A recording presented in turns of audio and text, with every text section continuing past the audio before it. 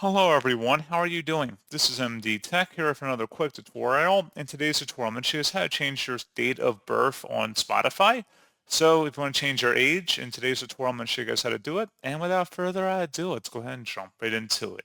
So you want to sign into Spotify and select your user profile icon in the top left, and then select where it says settings and privacy.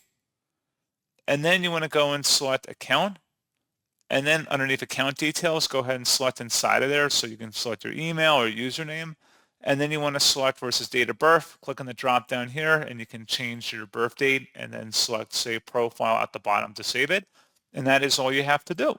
So pretty straightforward process, guys. And as always, thank you for watching. I do hope that I was able to help you out, and I do look forward to catching you all in the next tutorial. Goodbye.